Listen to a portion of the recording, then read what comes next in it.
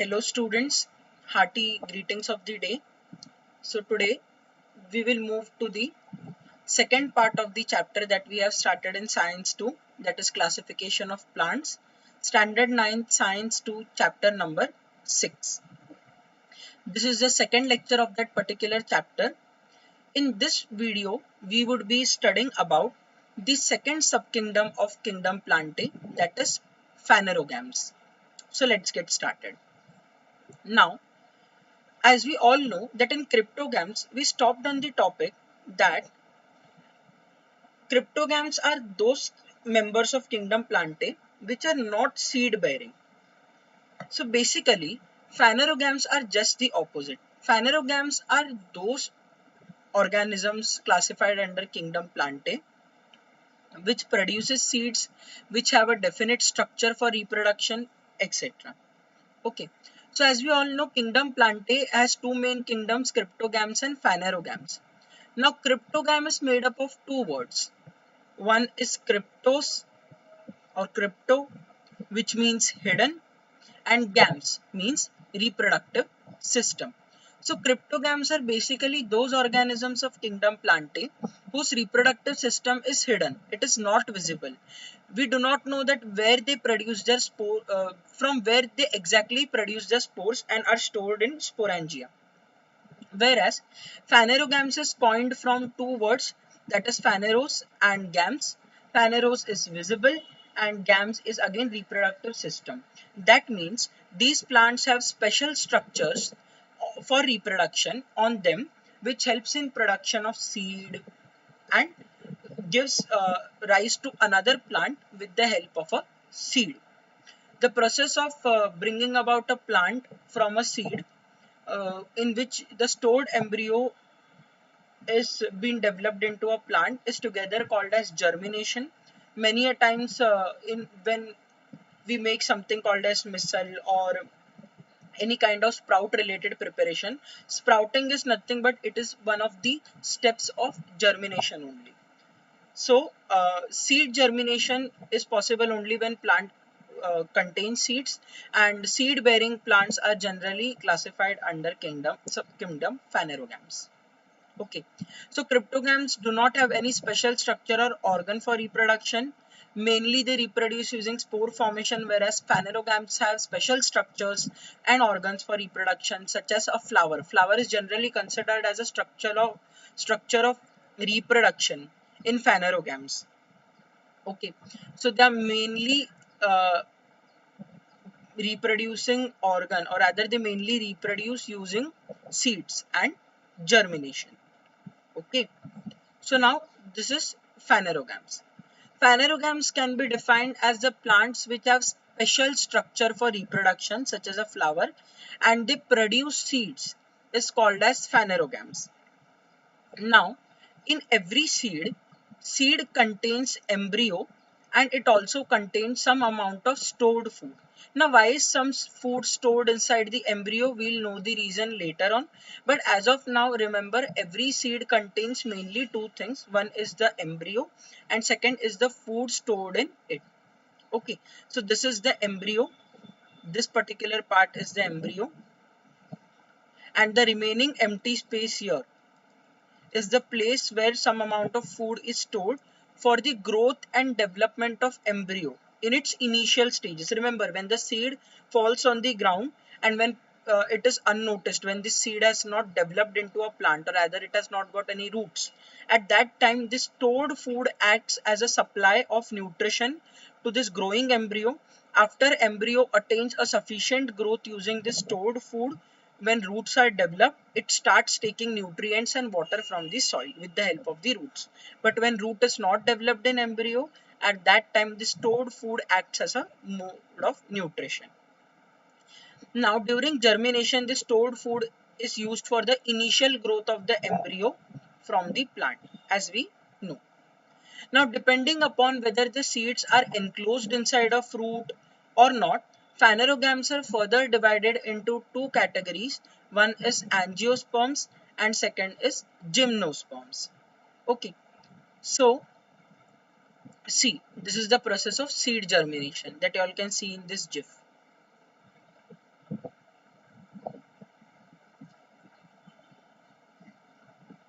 Understanding? So y'all could see how the roots got developed from that seed. Again y'all can see that. See, roots are developing, and this roots, till the roots are not developed, the stored food in the embryo itself, stored food in the seed itself help for the growth of plant. Okay, so let's move further. Now in this slide y'all can see many beautiful flowers and trees. Yes or no? So observe all the garden plants like cycas, hibiscus, that is a shoe flower plant, Christmas tree, lily, etc., and compare them. You all will find a various points of similarity and differences in all these plants. Now, what do you all notice? Note it down, but I'll tell you all in further about these plants. All these plants come under the first division of subkingdom Phanerogams, that is division 1, gymnosperms. Gymnosperms comes from two words, that is gymnos and sperms. Now what are the meanings of these words is gymnos indicates naked. Naked means which are open, which are visible, and sperms here indicates seeds. Now naked seeds means the seeds of these kind of plants is visible on the plant. It is not enclosed or encompassed inside a fruit. Okay. So mostly gymnosperms are evergreen plants, perennial plants, plants which have a long lifespan. Now generally plants are classified on the basis of their lifespan into three parts: perennial, which have a longer lifespan; biennial, plants which live for only 2 years; and annual, plant which live for a single year. Generally the stem part of the gymnosperm is woody. Now what is a woody stem? See, sometimes stems are green in color, like in smaller plants you all could see this green stems. But in certain big plants, you all can see the stem is made up of wood, which appears brown in color. So this is called as a woody stem, and the green colored stems are called as the herbaceous stems. So generally stems of gymnosperms are woody in nature. Now the stems generally do not have branches, or even if the branches are there, it is very small. Their leaves on the plant form a crown type of a structure, just like you all can see on a coconut tree or pine tree. It does not have a branch.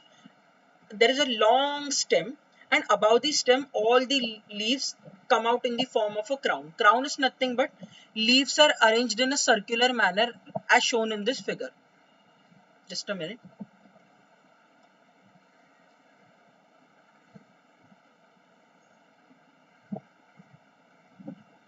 As you all can see here, can you all see the leaves are emerging out from a single rather from the apex of the stem, from where you all could see that leaves are arranged in a crown shape, that is they are arranged in a circular manner. This is one of the characteristic features of arrangements of leaves found in division gymnosperms. Now generally gymnosperms have male and female flowers. They have male and female flowers differently, depend which has a different sporophylls. Male plants produce male spores, whereas female plants produce female spores. And all these male and female flowers are being borne upon on the same plant. Okay, so same plant will grow male and female flowers differently. Male flowers will have male spores, female flowers will have female spores, and the plant develops accordingly. Now, generally, the seeds of gymnosperm do not have a natural covering. That means these plants do not form fruits under which seeds are hidden. So, hence, they come under the category of gymnosperms. Okay. So now examples of gymnosperms are cycas. This we generally observe in roadside gardens or any kind of parks, nearby parks that is there in our locality. Then there is plant of Picea. Picea is nothing but Christmas tree which grows in snowy regions. Then we have Thuja. Thuja is in local language is called as Morpankhi. Okay. Next we have Devdar. Devdar plantations are generally found in cold climates like in Himalayan ranges or on certain kind of hilly stations also. Now these are the examples of gymnosperms. So I hope you all have understood the characteristics of gymnosperms. Now we move further to angiosperms. Before that, try this. Now soak the seeds of corn, beans, groundnut, tamarind, mango, wheat, etc. in water for 8 to 10 hours. Now I'll show you all the seeds. See, this is corn seed. Generally, seeds of corn, bean are consumed by us. So these are corn seeds. These are the different kind of beans. You will have your kidney beans. Then this is called as chawli. This is called as moong in local language. This is these are the different types of beans. You can soak those seeds in water. Now tamarinds, these are groundnut seeds. Even these are edible. We consume them. These are tamarind seeds. Tamarind seeds are not generally edible. Some people roast them and they enjoy it as a delicacy or like, but generally they are slightly bitter, so people do not generally they are not found consuming it. Apart from this, this is mango seed. Now next is wheat seeds. Even this is edible. Now all these seeds, as you all can see, okay, after soaking them in water for 8 to 10 hours, check the seeds. Check whether it can be divided into two equal halves or not, and classify them under two categories accordingly. Okay. So if you'll see carefully, when we soak corn, corn does not naturally divides into two separate parts. Means on pressing, it does not get naturally divided into two compartments. But whereas you all can find that groundnut, then beans, even wheat for that case, they naturally get divided into two parts. So these are examples of seeds which have two cotyledons, whereas corn is an example of seed which has a single cotyledon. Cotyledons are basically natural compartments which has embryo stored food in them. Few seeds have only one such compartment, few seeds have two such compartments. That is the easiest way that I can explain your cotyledon as of now, because there are many other terms involved in them which are not necessarily required to learn at this stage of learning. But when you all will grow up, if you all take science, if you all have biology as a subject, you all will learn about these things in a much more detailed way. Okay, now we move further. All these observations of seed was done for the study of second division of kingdom cryptogams, that is angiosperms. Angiosperms division generally have flowers as its reproductive structure on the plant, means the plant has a flower. The ovary of that flower further develops into fruits, and the seeds are naturally found enclosed in these fruits. In certain cases, fruits are not found, but seeds are enclosed. Basically, they are naturally covered.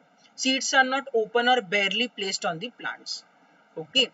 Now these flowers further gets developed into fruit, and the ovule in the ovary develops as seed inside the fruits. Okay. Now seeds are naturally covered in this case, so hence they are called as angiosperms. So what is angiosperms? Angios is covered and sperms is seeds. So your seeds are covered using a natural covering. Okay. Now, as I have told you earlier, this is angiosperms. Angios is covered and sperms is seeds. Division angiosperms can be further divided into two classes, that is monocotyledones and dicotyledones, based on the number of cotyledons that are present in a seed. As I have explained here in the earlier part, monocotyledones are seed which contains single cotyledon, whereas dicotyledones are seed which contains two cotyledons. There are other points of difference also that are found in the plants which come under angiosperms as monocotyledones and dicotyledones. So let us study what are the differences between the plants which are monocots, that is monocotyledonous, and plants which are dicots, that is dicotyledonous. So look here. Now we'll classify, or we'll rather I'll present a differentiation of both the classes in front of you. That is, class on my left is monocotyledonous. Those are also called as monocots. And the class on the right is dicotyledonous. They are also called as dicots. Now talking about the seed first. Seeds of monocotyledonous plants contain a single cotyledon, as you all can see here, whereas seeds of dicotyledonous plant contains two cotyledons, means they can be naturally divided into two separate compartments with each of them having their embryos and stored food in them. Okay. Now, if I talk about the roots of monocotyledonous plants, so monocotyledonous plants generally have fibrous roots. That is, there is one big root in between, and there are other small roots emerging from them. Whereas the plants in dicotyledonous are well developed and they have primary roots that is also called as tap roots. Okay, so these are the types of roots. Now next, talking about the stem of monocotyledonous plants. Monocotyledonous plants or monocots generally have three different types of stems. That is, the stem can be hollow like bamboo, they can be false like banana, or they can be disc like just as onion. Okay. Whereas the stems of dicotyledonous plants are generally hard, uh, for example, like a banyan tree.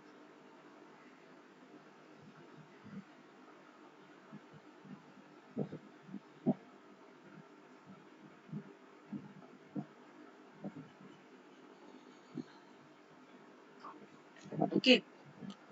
Now, if we talk about the leaves of monocotyledonous plants, they, we observe something called as parallel venation.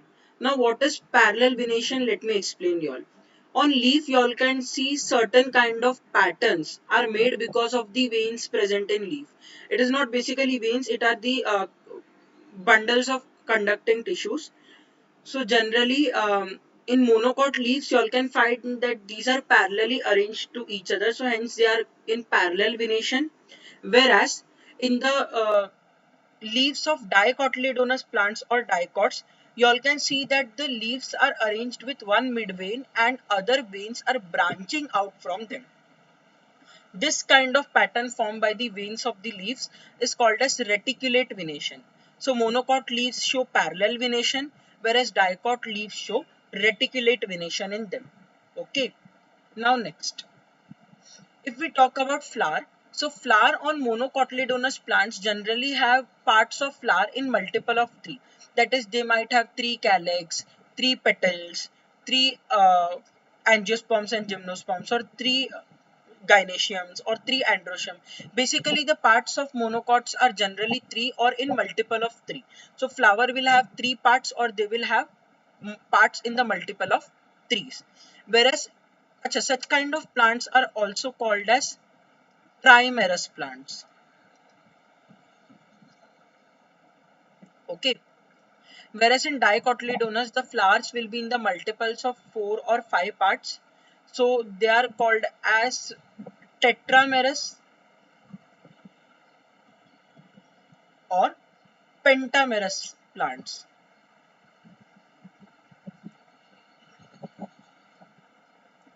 Okay. So this is the basic classification of monocotyledonous and dicotyledonous plants. Fine. So with this, these are some examples of monocots and these are some examples of dicots that I have placed on the either sides. This is as given in your textbook. So with this, we complete our first chapter of Science 1, that is classification of plants. So hope you all have a nice day. Thank you so much.